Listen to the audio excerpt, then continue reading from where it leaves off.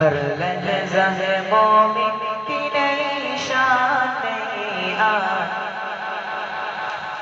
ہر لحظہ ہے مومن کی نئی شان نئی آن، تعلیمات تقویٰ ہے اللہ کی برہان، ہر لحظہ ہے مومن کی نئی شان نئی آن، تعلیمات تقویٰ ہے اللہ کی برہان، تعلیمات تقویٰ، تعلیمات تقویٰ، تعلیمات تقویٰ، تعلیمات تقویٰ۔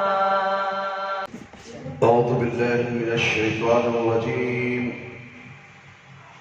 بسم اللہ الرحمن الرحیم، الحمد للہ رب العالمین، الصلاة والسلام علی رسولہ الکریم، اما بعد، اعوذ باللہ السمیع العلیم من الشیطان الرجیم، من حمزه ونفخه ونفسه، بسم اللہ الرحمن الرحیم۔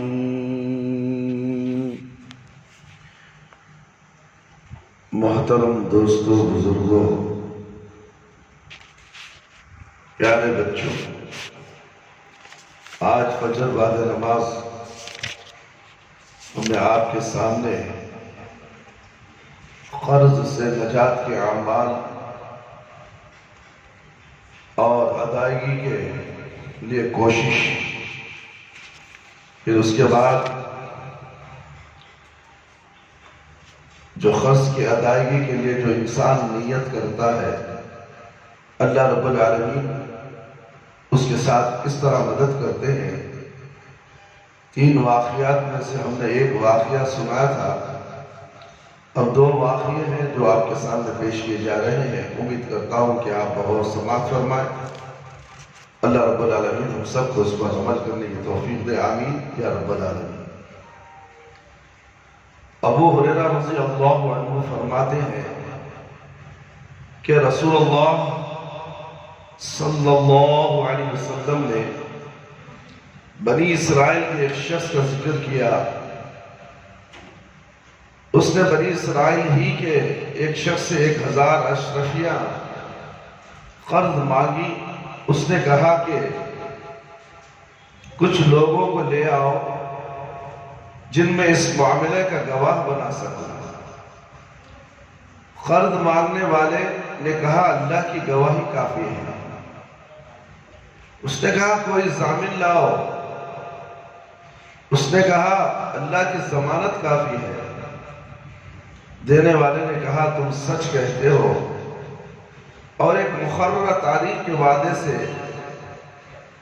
اس نے وہ رقم اس کے حوالے کر دی۔ یہ رقم لے کر وہ سمندری راستے سے کہیں گیا، جو اس کا کام تھا وہ پورا کیا۔ فارغ ہونے کے بعد سواری یعنی بحری جہاز کی تلاش میں نکلا، تاکہ سوار ہو کر مقررہ مدت کے اندر اس قرض دینے والے کے پاس پہنچ جائے، مگر سواری نہیں ملی۔ اس نے مقررہ تاریخ پر قرض ادا کرنے کی جب کوئی صورت نہ دیکھی تو آخر مجبور ہو کر یہ کہا کہ اس نے ایک موٹی سی لکڑی لی، اور اس کو اندر سے تراشا، اور اس میں 1000 دینار اور اپنا ایک پرچہ مالک کے نام پر لکھ کر رکھ دیا، اور اس کا منہ بند کر دیا۔ اس میں 1000 دینار اپنا مالک کا پرچہ رکھ کر اس کے منہ کو بند کر دیا، اسے لے کر سمندر کے پاس پہنچا۔ تو اللہ رب العالمین سے عرض کی اے اللہ، مجھے معلوم ہے کہ میں نے فلاں شخص سے 1000 اشرفیہ قرض لی ہیں، اس اس نے مجھ سے ضامن مانگا تو میں نے کہا اللہ کی ضمانت کافی ہے، تو وہ تیرے نام پر راضی ہو گیا۔ اس سے مجھے گواہ مانگے، میں نے کہا اللہ کی گواہی کافی ہے، وہ اس پر بھی راضی ہو گیا، تیرے نام پر راضی ہو گیا۔ اور میں سواری کے لیے کوشش کر چکا ہوں تاکہ اس کی امانت اسے پہنچا سکوں، مگر مجھے کامیابی نہ ہو سکی۔ اب میں اس کو تیرے حوالے کرتا ہوں۔ اور یہ کہہ کر اس نے سمندر میں زور سے پھینکا کہ وہ خوب اندر کنارے سے دور جا پڑی۔ پھر وہاں ساحل سے واپس ہوا اور اس نے سواری کی تلاش برابر جاری رکھی۔ ادھر وہ خرچ دینے والا شخص ساحل پر آ نکلا، دیکھو شاید کوئی جہاز اس کا مال لے کر آئے، اتنے میں اسے وہی اشرفے والی لکڑی نظر آئی۔ اس نے یوں ہی اپنے گھر کے لیے ایندھن کے طور پر وہ لی۔ گھر لے جا کر جب اسے چیرا تو دیکھا کہ اس میں اشرفیاں ہیں اور ایک پرچہ رکھا ہوا تھا۔ پرچے سے ساری بات واضح ہو گئی اور اس نے اپنی امانت وصول کر لی۔ پھر کچھ دن بعد وہ شخص آیا، اس نے قرض لیا اور 1000 اشرفیاں لے کر اس کے پاس پہنچا۔ تاخیر کے لیے معذور کرتے ہوئے کہنے لگا کہ اللہ کی قسم میں برابر سواری تلاش کرتا رہا تاکہ تمہارا مال مقررہ تاریخ پر پہنچا دوں، مگر اب سے پہلے مجھے کوئی سواری نہیں ملی۔ اس نے پوچھا کیا تم نے میرے پاس کچھ بھیجا تھا؟ وہ بولا کہتا رہا ہوں مجھے اب سے قبل کوئی سواری ہی نہیں ملی۔ اشرفیوں کے مالک نے کہا تم اسے لے جاؤ، اللہ تعالیٰ نے تمہاری طرف سے وہ اشرفیاں مجھے پہنچا دی جو تم نے لکڑی میں رکھ کر بھیجی تھی۔ جاؤ ان اشرفیوں کو لے کر خوشی خوشی واپس چلے جاؤ۔ اسے صحیح بخاری نے روایت کیا میرے بھائی میرے دوست۔ اس واقعے سے صرف اتنا بتلانا مقصود ہے کہ اگر آدمی اللہ پر بھروسہ کر کے نیک نیتی سے کاروبار کرتا ہے تو خلاف توقع راستوں سے بھی اللہ تعالیٰ اپنی غیبی مدد پہنچاتا ہے۔ غیبی راستے مدد کہاں سے آ گئی کسی کو پتا نہیں۔ بھروسہ کس کے اوپر؟ اللہ کے اوپر، بابا کے اوپر، پیر کے اوپر، مرشد کے اوپر، چمبار کے اوپر، فقیر کے اوپر، جھنڈے کے اوپر، مردوں کے اوپر۔ بھروسہ اللہ پر۔ جو شخص اللہ پر بھروسہ کرتا ہے اللہ تعالیٰ غیب سے اس کی مدد کرتا ہے۔ اور اس نے کہا تھا قرض لینے کے وقت اللہ مجھے کافی ہے، بات ختم۔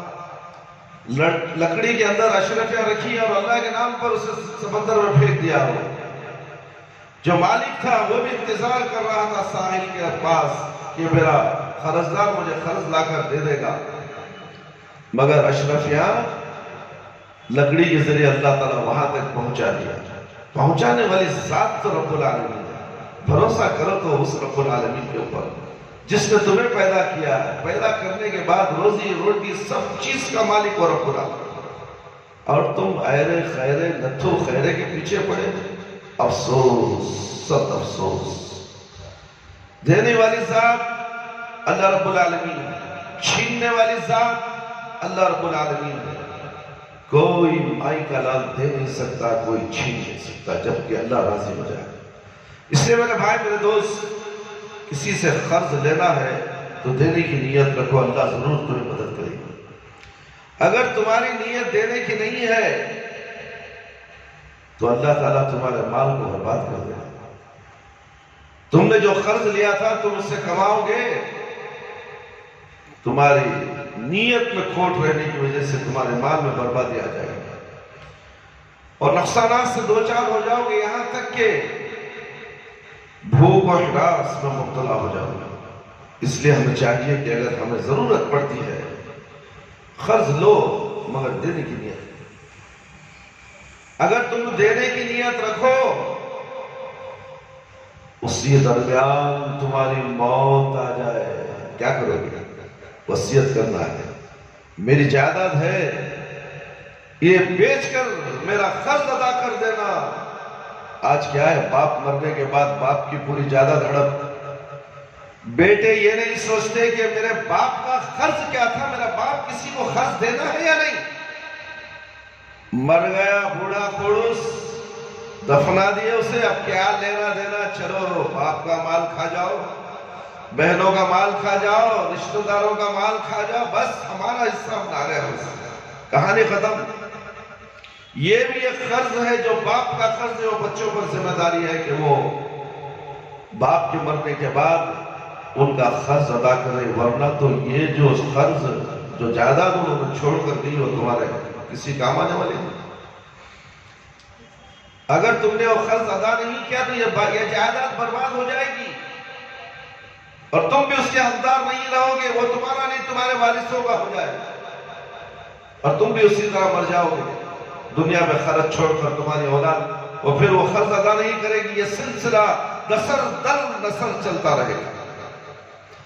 اس لیے ہمیں چاہیے کہ اللہ رب العالمین سے ہم ہمیشہ دعا کریں کہ اللہ ہمیں قرضدار کی موت سے بچا لے.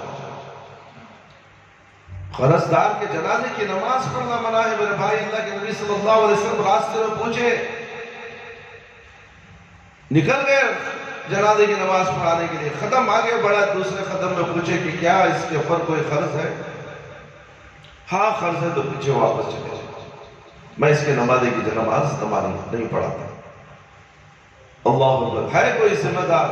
پھر ذمہ داری لینے کے بعد اللہ کے نبی صلی اللہ علیہ وسلم صحابی کا جنازے کی نماز پڑھایا. تو اس واقعے سے صرف اتنا بتلانا مقصود ہے کہ اگر آدمی اللہ پر بھروسہ کر کے نیک نیتی سے کاروبار کرتا ہے تو خلاف توقع راستوں سے بھی اللہ تعالیٰ اپنی غیبی مدد بھیجتا ہے، اسے نقصان نہیں ہونے دیتا. اس کا مطلب یہ ہرگز نہیں ہے کہ نبی کریم صلی اللہ علیہ وسلم اپنی امت کو اس طرح قرض کا لین دین کرنے کی تعلیم دے رہے ہیں. بلال رضی اللہ عنہ کا قرض عبداللہ الحوزنی رضی اللہ عنہ بیان کرتے ہیں کہ رسول اللہ صلی اللہ علیہ وسلم کے مؤذن بلال رضی اللہ عنہ سے حلب کے مقام پر میری ملاقات ہوئی. تو میں نے کہا، اے بلال رضی اللہ عنہ، مجھے بتائیں کہ رسول اللہ صلی اللہ علیہ وسلم کے اخراجات کس طرح ہوتے تھے.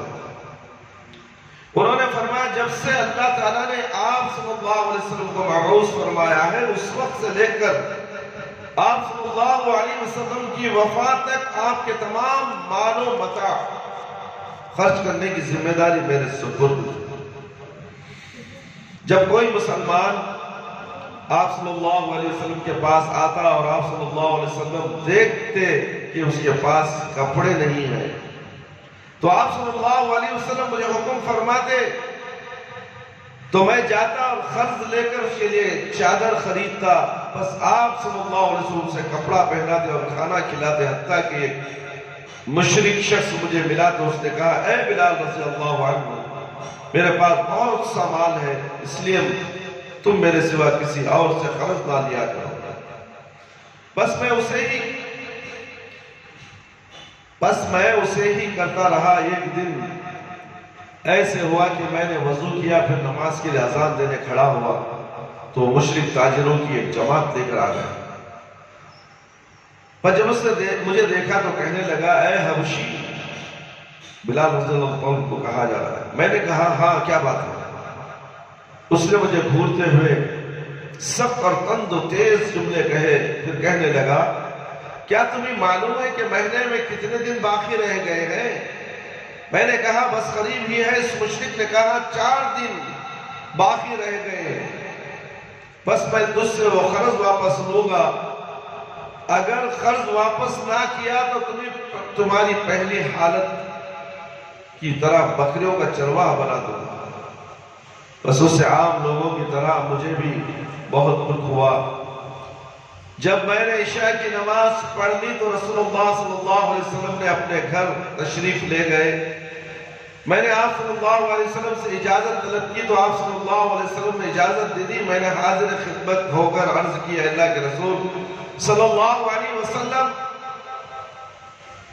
میرے والدین آپ پر قربان ہو. جس مشرک سے میں قرض لیا کرتا تھا اس نے مجھے ایسے ایسے برا بھلا کہا. اور آپ صلی اللہ علیہ وسلم کے پاس اتنا مال ہے نہ میرے پاس جس سے ادائیگی ہو سکے، اور وہ تو مجھے ذلیل کر چھوڑے گا، آپ مجھے مسلمان قبائل کے پاس بھاگ جانے کی اجازت عنایت فرمائے۔ اور جب اللہ تعالیٰ پہ رسول اللہ صلی اللہ علیہ وسلم کو اس قدر مال عطا کر دے کہ میرا قرض ادا ہو جائے تو میں لوٹ کر آؤں گا، بس میں آپ سے اجازت لے کر اپنے گھر آ گیا، اور میں نے اپنی تلوار، میان، جوتے اور ڈھال اپنے سرغانے رکھ لیے، اور صبح کاظم کے وقت ہی نکل جانے کا ارادہ کر لیا۔ اتنے میں ایک شخص دوڑتا ہوا ہے، اس نے کہا اے بلال رضی اللہ عنہ، رسول اللہ صلی اللہ علیہ وسلم بلا رہے ہیں، ان کے پاس آؤ۔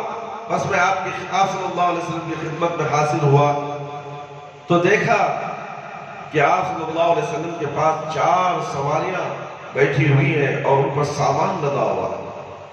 میں نے اجازت طلب کی تو رسول اللہ صلی اللہ علیہ وسلم نے مجھے فرمایا خوش ہو جاؤ، اللہ تعالیٰ نے تمہارے قرض کی ادائی کا انتظام کر دیا ہے۔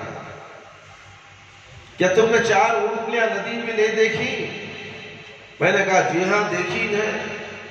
آپ صلی اللہ علیہ وسلم نے فرمایا وہ اونٹنیاں اور وہ سارا مال جو ان کے اوپر ہے اب تمہارا ہے۔ اللہ اکبر، دیکھیں اللہ کی مدد کیسی آتی، نیت دینے کی ہے۔ پریشان ہو گئے بلال رضی اللہ عنہ، محلہ یعنی کہ گاؤں چھوڑ کر جانے کے لیے تیار، جب تک میں یہ مال نہ مل جائے میں اس کو ادا نہ کروں۔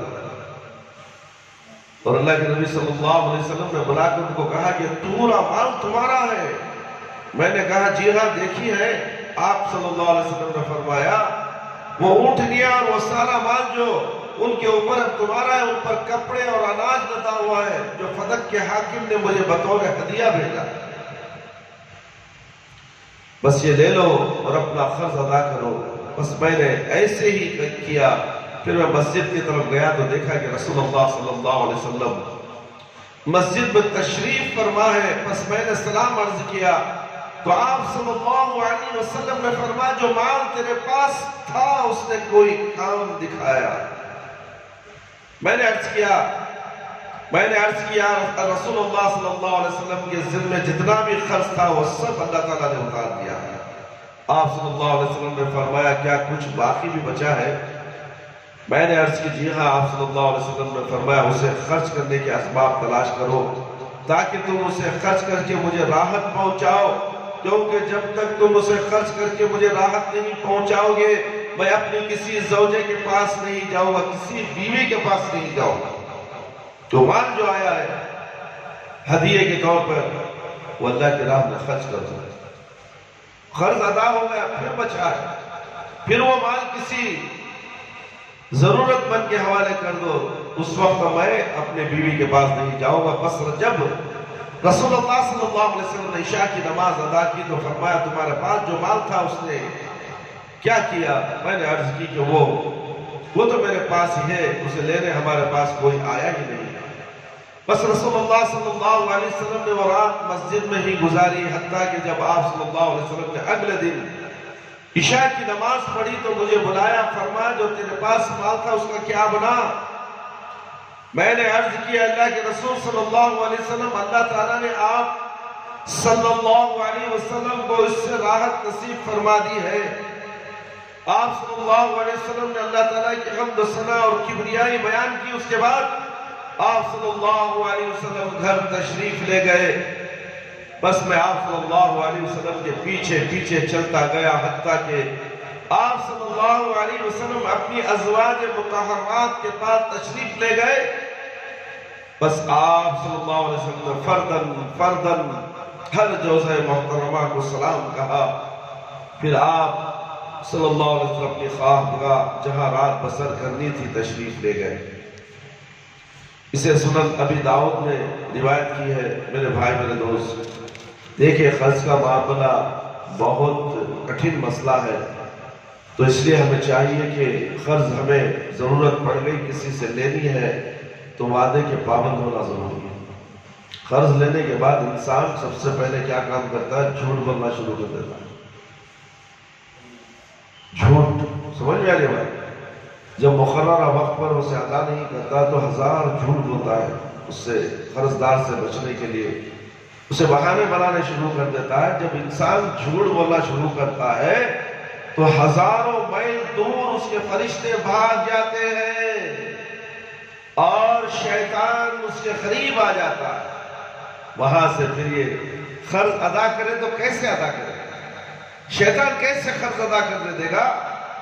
اسے تو جہنمی بنا کر چھوڑ دے گا. قرض کا کپا ہو جائے گا، سود لے گا، پھر بھی قرض ادا نہیں کرے گا، سود میں ملوث ہو جائے گا. اللہ، سود پر سود، سود پر سود، موت سودی کی حالت میں ہو جائے گا.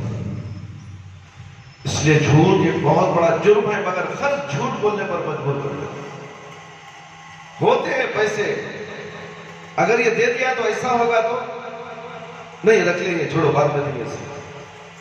1 مہینے کا وعدہ کیا تھا، 2 مہینے کا وعدہ کیا تھا، نہیں، گھماؤ اسے، ترساؤ اسے، پھر دیں گے. ہے اس کے پاس دنیا کا مال ہے، میں دینے سے کیا یہ مالدار بن جائے گا؟ چلو اس کے مال سے کھیے اور ایک پیسہ کھیلی گیم اور 1-2 مہینے سنائی. تم نے وعدہ خلافی کی، ایک جھوٹ بولا، ایک وعدہ خلافی اور امانت میں خیانت. اللہ اکبر. یہ پورے نشانے کس کے ہوئے؟ منافق. اللہ اکبر. دیکھو، قرضدار سے جھوٹا ہوا، جھوٹا سے منافق بنا. جھوٹ کہاں لے کر گیا تھا؟ منافق کی نشانی کیا ہے؟ وعدہ کرے تو وعدے کو توڑتا ہے، بات کرے تو جھوٹ بولتا ہے، امانت میں خیانت کرتا ہے. اور اس کا ٹھکانہ جہنم کے سب سے نیچے تلے کے اندر، اور یہ ہمیشہ رہے گا. واپس ہی نہیں، نو انٹری، ریٹرن ٹکٹ نہیں ہے. جانے جاؤ، سیدھے اندر چلے جاؤ، واپس نہیں آنا. تو اس لیے قرضدار اگر مجبور ہے تو اسے مہلت دی جائے. مجبور ہے تو بار بار مطالبہ نہ کی جائے. دیکھیے اس کے حالات صحیح ہیں یا نہیں. اگر وہ واقعی مستحق ہے تو اسے اور مہلت دو، وہ تمہارا قرض لوٹا دے گا. مجبور ہے. اگر مجبور نہیں ہے تو مطالبہ کر سکتے ہیں. اگر وہ دینے آنا کانی کرتا ہے تو وہ گنہگار ہوگا. وعدہ خلافی کی وجہ سے، جھوٹ بولنے کی وجہ سے وہ گناہوں میں اور مبتلا ہوگا، یہاں تک کہ اس کا مال جو حلال کمایا ہے وہ بھی اس کے ساتھ برباد ہو جائے گا اور نقصانات میں مبتلا ہو جائے گا. اس لیے میرے بھائی، میرے دوست، بزرگوں، ساتھیوں، میرے پیارے بچوں اور خواتین اسلام، اللہ رب العالمین سے ڈرتے رہو، اللہ کو راضی کرو، اللہ کو گواہ بنا کر قرض لو. انشاءاللہ ضرور اللہ رب العالمین تمہیں راستہ ہموار کرتے ہیں دینے کا. جب راستہ تمہارا ہموار ہو جائے تو سمجھ لو کہ اللہ کی مدد سے مجھے دینے والے کے لیے پیسے میرے ہاتھ میں آ گئے. اب میں روکوں تو میرے لیے بربادی کے سوا کچھ نہیں. اس لیے فوراً قرضدار کا قرض ادا کر دو تاکہ تم بچ جاؤ، اللہ تعالیٰ تمہیں مالا مال کر دے. جس طرح قرض تھا، ایک صحابی کا قرض، زبیر رضی اللہ عنہ کا قرض تھا 22 لاکھ قرض تھا. قرض کیسا تھا؟ لوگ ان کو پیسے رکھنے دیتے تھے، امانت رکھنے دیتے تھے، مگر وہ کیا کرے؟ نہیں امانت نہیں، مجھے قرض دے دو، چاہے میں استعمال بھی کر لوں، تمہارا پیسہ تمہیں جب پوچھو دے دوں گا. انتقال ہو گیا. اور وہ قرض لے کر کیا کرتے تھے؟ گھر خریدتے تھے، جائیداد خریدتے تھے تاکہ اللہ تعالیٰ اس میں برکت دے. دینے والے کو میں دے دوں اور میں فائدہ بھی حاصل کروں، میری نسل کے لیے، میری اولاد کے لیے. نیت اچھی تھی، اللہ تعالیٰ نے برکت دی. اور اس کے بعد زبیر رضی اللہ عنہ کا انتقال ہوا تو پوری رقم اس کو تلاش کرے، کہاں گھر، کوفہ میں ایک گھر، بصرہ میں ایک گھر، مصر میں ایک گھر، نہ جانے کہاں گھر خریدے تھے، باغات خریدے. پورے بیچنے کے بعد، پورے قرض ادا کرنے کے بعد، پوری جمع پونجی کتنی ہوئی تھی معلوم؟ 1 کروڑ 2 لاکھ روپے تھا. قرض کتنا لیے تھے؟ 22 لاکھ روپے. ہوئے کتنے بیچنے کے بعد؟ منافع کتنا مل گیا؟ اللہ اکبر. دیکھیں برکت کسی. اس کے بعد پوروں کا قرض ادا کرنے کے بعد اپنے بیوی بچوں کے لیے رقم تھی تو وہ رقم اپنے بیوی بچوں میں تقسیم کر دی. پہلے باپ کا قرض، اس کے بعد اپنے بچوں میں مال تقسیم کرنا ہے. یہ وصیت ہے پیارے نبی صلی اللہ علیہ وسلم. سنت رسول صلی اللہ علیہ وسلم پر عمل کرنا چاہیے. کسی ملا کسی پیر مرشد کی باتوں میں اگر ہم اپنی مرضی سے وراثت کا حق ادا نہیں کر سکتے. سنت رسول صلی اللہ علیہ وسلم قرآن کے اندر اس کا ذکر ہے وراثت کا. تو وراثت ہے تو شریعت کے مطابق اس کے حصے کرو، ورنہ تو اللہ کے پاس پکڑے جاؤ. تو قرض کا معاملہ بھی اسی طرح ہے. قرض لو تو دینے کی نیت سے لو، لوگوں کا پیسہ کھانے کی نیت سے نہیں، لوگوں کو ستانے کی نیت سے ہرگز ویسا نہ کرو. اللہ رب العالمین سے دعا ہے کہ اللہ تعالیٰ مجھے اور آپ تمام قرآن اور حدیث کی باتیں جو ہم نے آپ کے سامنے پیش کی اور سن کر اس پر زیادہ سے زیادہ ہم سب کو اس پر عمل کرنے کی اللہ رب العالمین توفیق عطا فرمائے. اللہ تعالیٰ ہمیں قرضداری سے چھٹکارا عطا کرے. جو بھی لوگ قرضدار ہیں جلد سے جلد ان کی قرضداری کی ادائیگی کے راستے ہموار فرمائے. اللہ تعالیٰ ہمیں نیک اور صالح بنا دے، وقت پر نماز پڑھنے والا بنا دے، 5 وقت نماز پڑھنے والا بنا دے. ہماری نمازوں میں خشوع و خضوع عطا فرما، ہماری جائز دعاؤں کو قبول فرما لے. اے اللہ شرک سے بچا لے، بدعت سے بچا لے. اے اللہ ہم سب کو صراط مستقیم پر چلا دے. اے اللہ تو رحم کرنے والا ہم سب پر رحم فرما، قبر کے عذاب سے بچا لے، جہنم کی آگ سے بچا لے. قبر کے سوالات بالکل آسان فرما دے، قبر کی تاریکی کو روشنی بدل دے، میدان حشر میں رسوائی سے بچا لے. اے اللہ ہمیں موت دے تو ایمان کی حالت میں موت دے. جب ہماری روح ہمارے جسم سے نکلے تو اللہ ہماری زبان پر کلمہ لا الہ الا اللہ محمد رسول اللہ جاری رہے. ربنا تقبل منا انك انت السميع العليم وتب علينا انك انت التواب الرحيم. سبحان ربك رب العزة عما يصفون وسلام على المرسلين والحمد لله رب العالمين. يا حي يا قيوم برحمتك استغيث.